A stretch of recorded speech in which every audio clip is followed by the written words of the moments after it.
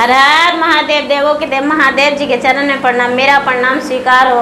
गौरा पार्वती मैया के चरण में प्रणाम, मेरा प्रणाम स्वीकार हो। गणपत लन्मा के चरण में प्रणाम, मेरा प्रणाम स्वीकार हो।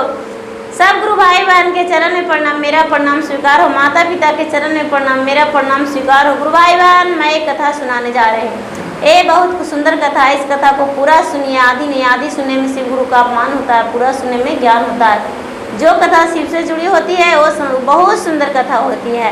वो कथा को अपमान नहीं करना चाहिए। इस कथा को पूरा सुनिए, रहस्य जानिए। एक राजा था, एक राजा था, एक रानी थी। एक रानी थी, दोनों का संतान नहीं था। राजा साहब बहुत दान करते थे, इतना दानी थे, इतना दानी थे कि जिसका कोई ठिकाना नहीं। बहुत दान करते थे, बहुत दान करते थे। उस राजा पर विपद आने वाला था, विपद आने वाला था। और राजा साहब पुजारी थे, इतना बड़ा पुजारी थे जिसका कोई ठिकाना नहीं। उनको विपद के नाम से ब्रह्मा विष्णु महेश शंकर भगवान जो भी दो देवताओं थे, विपद का नाम से काँप उठे थे। सोचे थे कि कैसे इस घर में ढुकेंगे, कैसे इस राजा के पास जाएंगे, हम कैसे राजा से कहेंगे कि तुम पे इतना बड़ा विपद है। मुझे हिम्मत नहीं है। देवता लोग भी काँप उठते थे, उनको जाने में भी संकोच आता था कि हम कैसे जाकर उन्हें बोलेंगे कि आपके पास विपद है। लेकिन जो दरिद्रा होता है वो किसी तरह से ना किसी तरह से घर में प्रवेश कर जाता है। ठीक उसी तरह दरिद्रा जो था, जो दरिद्रा राजा के दरवाजे पे खड़ी हो गया। राजा के दरवाजे पे खड़ी हो गया और राजा को केवाड़ी ढकढकाने लगा। राजा को केवाड़ी ढकढकाने लगा रात में। और रात में ढकढकाते ढकढकाते राजा एक बार उठ के देखे तो देखे कि कोई नहीं है। फिर जाके सो गए राजा। फिर ढकढकाने लगा दरिद्रा। फिर राजा बोले कौन है, कोई नहीं बोल पाए क्योंकि दरिद्रा था। तीसरा बार भी ढकढकाए गेट को। राजा साहब फिर उठ के खोल के देखे। पूरी रात बीत गया लेकिन राजा साहब कभी गुस्सा में नहीं हुए, गुस्सा में नहीं हुए। सुबह हुआ, पूजा पाठ किए, दान पुण्य किए, अपना काम पे राजा साहब चल गए। लेकिन रात हुआ तो फिर उसी तरह। जब सातवां रात हुआ तो राजा साहब परेशान होकर पूरा बेपरीत गुस्सा में आए और बोले कौन है, मेरा गेट क्यों ढकढका रहे हैं, 7 दिन से मुझे सोने नहीं दे रहे हो, जो भी हो मेरे सामने आओ। क्योंकि गुस्सा चाह रहा था। राजा किसी पे गुस्सा नहीं करते थे, लेकिन इसको लगता था कि जब तक कल गुस्सा नहीं होगा, जब तक कल इसके घर में हम कैसे प्रवेश करेंगे। इसीलिए उतना परेशान किया राजा साहब के। ये बोले हम दरिद्रा हैं, हम तुम्हारे घर में प्रवेश करेंगे, हम विपद हैं, तुम्हारे घर में प्रवेश करेंगे। राजा बोले तो मुझे क्या कहते हो बताओ, तो बोलो कब तू चाहते हो, क्या चाहते हो, क्या तुम्हारे घर में हम प्रवेश नहीं करेंगे। राजा बोले मेरा क्या कसूर था जो मेरे घर में प्रवेश करोगे। बोले कि क्या कसूर नहीं, तुम्हारे पर विपद है तो तुम्हारे घर में दरिद्रा ही वास हो जाएगा। तुम कभी खुश नहीं रहोगे जब तक तुम्हारे विपद टल नहीं जाता। बोले ठीक है, कोई बात नहीं, जब ऐसा ही है तो मेरे घर में प्रवेश कर जाओ। तो प्रवेश कर जाएंगे तो तुम्हारा जो भी धन संपत्ति है नष्ट हो जाएगा और तुम जो भी कपड़ा पहने हो वो कपड़ा तुम्हारे तन पे नहीं रहेगा सही से, तुम नहीं रह सकोगे। बोलो क्या चाहते हो। ये बोले जब विपद ही है, दरिद्रा ही घर में प्रवेश करोगे तो किसी तरह से ना किसी तरह से हम अपना समय व्यतीत करेंगे, आज ही क्यों ना प्रवेश कर जाओ। और उसके घर में प्रवेश कर गया। उसके घर में प्रवेश कर गया। बेचारा के जो भी अंधन था वो मिट्टी के समान हो गया, मिट्टी का समान हो गया। तो इसके पत्नी बोले रानी कि सुनिए आपके बहन के पास बहुत धन है, चलिए ना, क्यों ना आपके पास कुछ दिन हम बिता लें। बोले नहीं नहीं, हम बहन के पास कैसे जा सकते हैं। बहन बोली कि मेरे घर आया है, नहीं बहन के घर नहीं जाएंगे। बोले नहीं नहीं, चलिए आपके बहन के घर में कुछ दिन रह लेंगे तो कुछ समय तो बीत ही जाएगा। बोले ठीक है चलो। राजा रानी घर से एक जोगी जोगिन के रूप में निकल गए, क्योंकि इनके पास कुछ भी और उपाय नहीं था। ये बेचारा जोगी और जोगिन के रूप में निकल गए। दोनों रास्ते में चले, चलते चलते चलते चलते बहन के गांव के निकट पहुँचे तो एक कुआं मिला। बहन के ही कुआं था, उस कुआं पर दोनों बैठ गए। कुआं पर बैठ गए और कुआं पनवारिन जो थी उसको से पूछे कि आप किसके पानी भर रहे हैं। वो बोले कि राजा साहब, जोगी बाबा, हम राजा साहब के पानी भर रहे हैं। वही राजा के नाम बताए जो इनके बहनोई थे। बोले कि उनसे बोल देना कि आपका भैया और भाभी आके कुएं पे बैठे हुए हैं, जाइए आपको बुलाए हैं। बोले कि ठीक है राजा साहब, कह देंगे। ये जाके जो कुआं पनवारिन थी वो जाके बोली कि राजा साहब आपका साला और सरहज आए हैं। रानी से बोली, रानी साहब आपका भाई और भाभी आए हैं जो कुएं पे बैठे हैं, एक जोगी एक जोगिन के रूप में हैं, जाइए आपको बुलाए हैं। ये जो रानी थी पूरा झंझुआ के बोली, इतना झंझुआ के बोली कि जिसका कोई ठिकाना नहीं। एक झाड़ू लेके मारने को लिए दौड़ी दाई को, बोलती है कि ये क्या बात कहती हो, मेरा भाई जोगी और जोगन के रूप में आएगी, जाओ जाओ यहाँ से चली जाओ, तुम आपने मेरा शक्ल नहीं दिखाओ। ऐसा कभी नहीं हो सकता है कि मेरा भाई एक जोगी का रूप में आए, जाओ। ऐसे कहने लगे। ये बेचारी चुप हो गई। लेकिन फिर से जब दोबारा पानी लाने गई तो बोली, ये राजा रानी दोनों बोले कि क्या मेरी बहन को नहीं बताई हो दाए। ये बोले क्या कहूँ, बताने से भूल गए। अच्छा जा, चलिए मेरे साथ, जे चलिए, कोई बात नहीं, बताएंगे तब आप जाइएगा। नहीं चलिए। और बेचारी दाई अपना मर्जी से लेके चल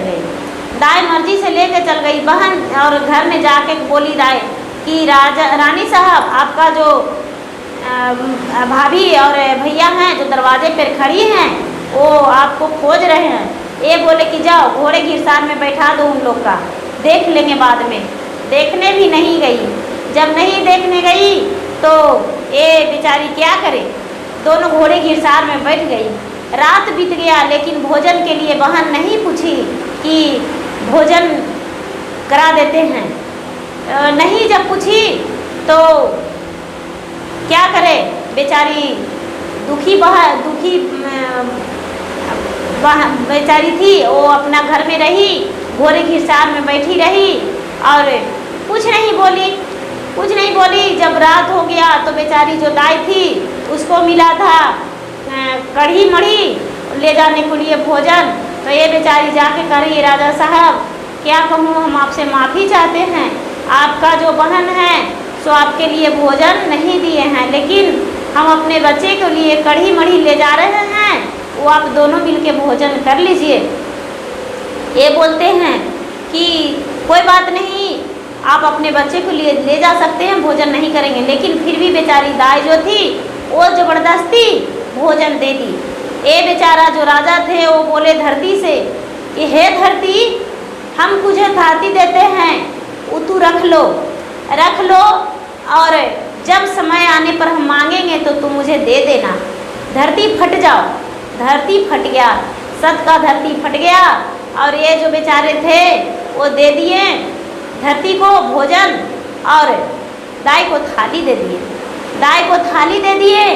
और जब सुबह हुआ तो जाके अंदर रानी बोल रही है बेचारी अपने ननद से कि आप तो नहीं मिलने आए, लेकिन अब क्या करें, हम आपके पास आए हैं, दुख के मारे हैं, मेरे पास 12 बरस का विपत है, आप कुछ दिन रहने का ठिकाना दे देते तो बहुत सुंदर का बात था। इसका जो ननद है वो कर रही है, मरवो रामा करे मंग बढ़ानिया हो, अरे कैसन भौजैया कैसन भाई हो, नहीं ओ में चिनियै रामा नहीं ओ में जानियै हो, अरे चली जाऊँ हमारो दुआरी हो, हमारो जे भैया रामा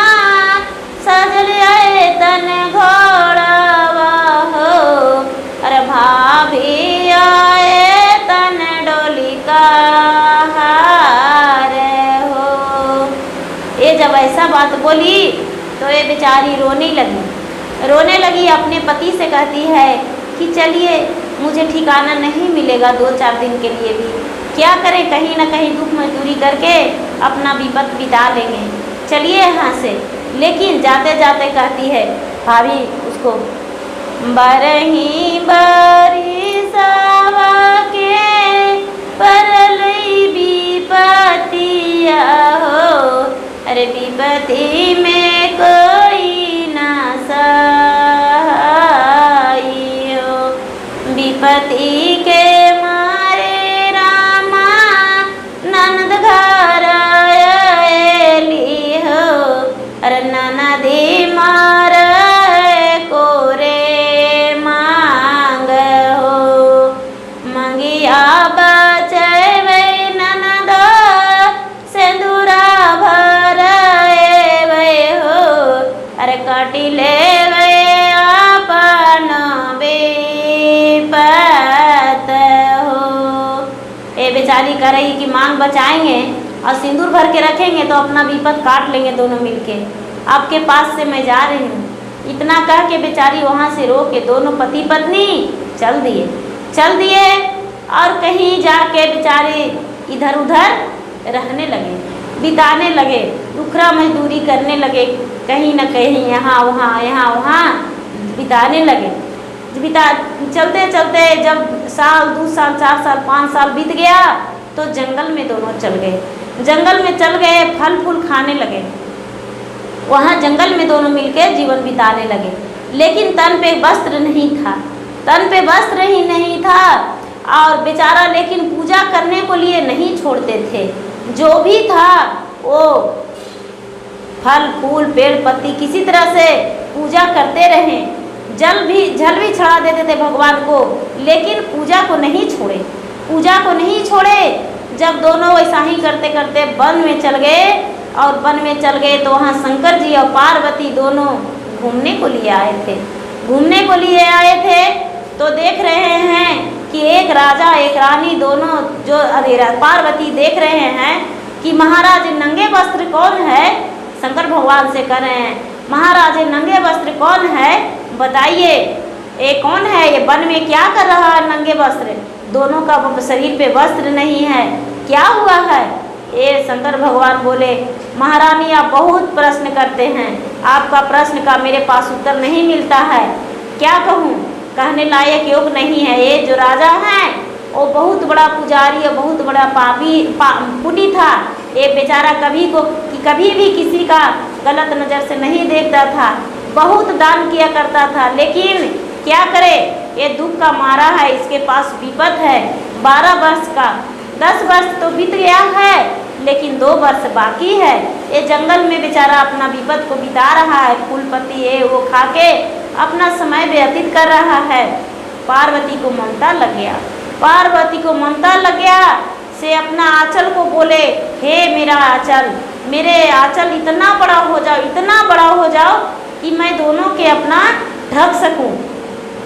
ऐसा कह के और बेचारी पार्वती आधा साड़ी अपना फाड़ दिए और फाड़ के दोनों को तन ढकने को लिए दे दिए और जाके तो राजा नहीं लेने लगे कि माता आपसे हम कैसे ले सकते हैं, ये तो भीख का रूप में हो जाएगा माता, ये दान का रूप में हो जाएगा, ये कर्ज हो जाएगा। ये बोलते हैं माता नहीं पुत्र, हम तुमसे इतना काम करवा लेंगे, तू ऐसा मत सोचो, हम तुमसे अपना काम करवाएंगे, इसके बदले में हम तुम्हें कुछ करवाएंगे। बोले कि ठीक है, अच्छा है, मुझे कुछ काम दे दीजिए तो हम आपके कपड़े ले लेंगे। जब दोनों लिए कपड़े, आधा माता के साड़ी 2 खंड करके, आधा माता अपने सर को ढके और इन लोग के दिए आधा फाड़ के, लेकिन दोनों का सर ढक के भी बच गया। इतना सुंदर वस्त्र बन गया दोनों का कि राजा और रानी के रूप में दोनों हो गए। ये पार्वती बोलते हैं कि बेटा ऐसा करो, हम यहाँ बैठते हैं, मेरा चरण थोड़ा सा दबा दो। माता बैठ गए और शंकर भगवान बैठ गए, शंकर भगवान को चरण दबाए और रानी पार्वती को चरण दबाए। जब दोनों को चरण दबाए तो शंकर भगवान अपने रूप में आ गए, अपने रूप में आ गए और बोले राजा तू धन हो, 12 वर्ष का विपद भी तू किसी तरह से हंसते हंसते बिता लिया है, अब 2 साल का विपद है, अब तुम्हारे कष्ट हम शरीर से दूर करते हैं। इतना बड़ा कष्ट झेले हो, इतना विपद कि नंगे वस्त्र भी रह के अपना किसी का दरवाज़ा नहीं गया, किसी गलत काम नहीं किया, इसलिए तुम्हारा 2 साल का विपद दूर हो जाता है। 10 साल में ही दोनों का विपद दूर हो गया, दोनों का विपद दूर हो गया। तो वो जो राजा थे वो बहुत बड़ा राजा बड़ा थे, विपद उनका दूर होते ही उनका सारा जो कपड़ा पहने हुए थे पहले से सब राजा की तरह रानी की तरह पूरा श्रृंगार में सज गए दोनों। और जब श्रृंगार में सज गए तो फिर से लौटते समय बहन के घर गए, बहन के घर गए और जाके दरवाजे पर खड़ी हो गए, दरवाजे पर खड़ी हो गए तो बहन देखी तो जल्दी से चौकी बिछाई, उस पे सतरंगिया बिछाई और बैठने को लिए दी, सोने के परात लाई, चरण धोने के लिए दोनों के कि आइए भाभी आइए बैठिए, आइए भैया आइए बैठिए। तो बेचारी कहती है अरे सोने सतरंगिया ननदो हम नाही बैठबे हो, अरे हम बैठ में घोड़े गिरा सारन हो राम।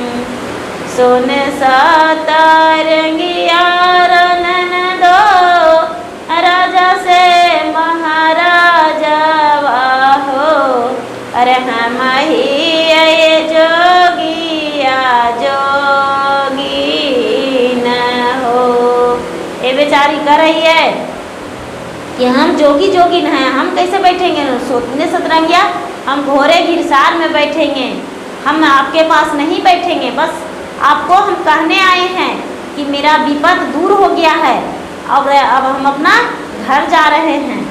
और ये बेचारी जाके अब पहले घोड़े गिरसार में गई, अब घोड़े गिरसार में गई और जाके जो कढ़ी मढ़ी दी थी बेचारी नौकरानी वो धरती से बोली हे धरती माँ आप फट जाइए और जो भोजन दिए थे वो दे दीजिए मेरा। जो भोजन दिए थे राजा वो सब का भोजन निकल गया और लाके अपने बहन के पास जीमा कर दिए, बहन के पास जीमा कर दिए।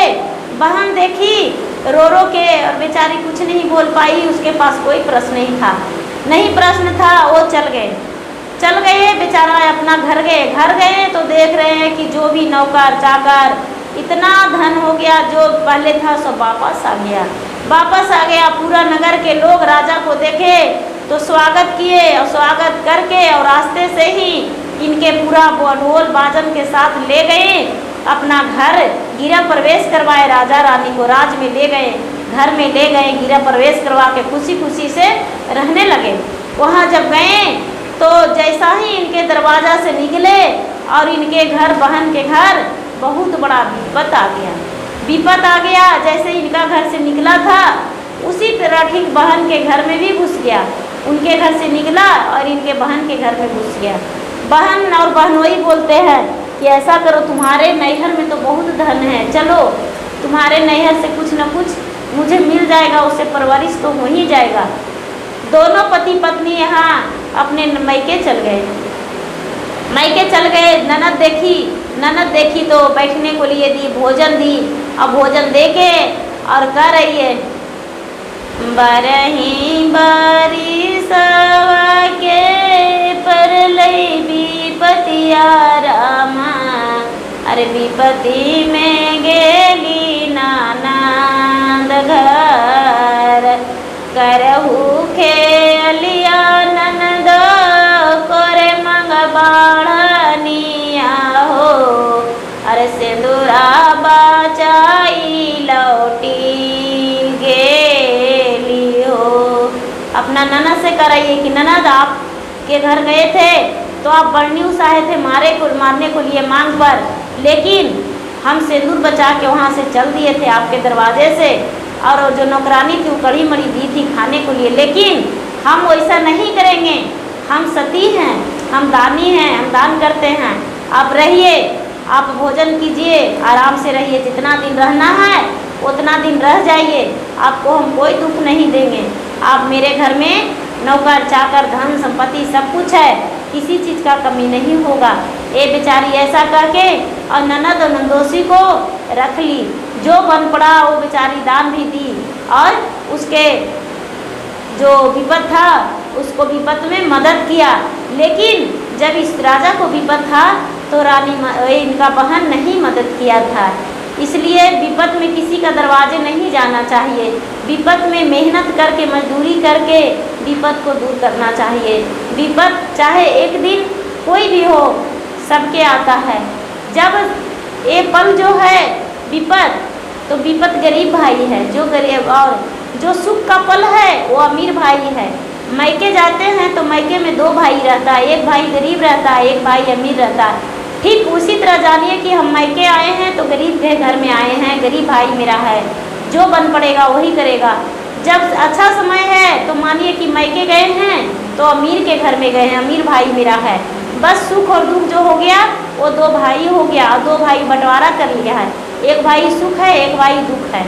तो भाई बहन दुख से घबराना नहीं चाहिए, हिम्मत को बनाना चाहिए।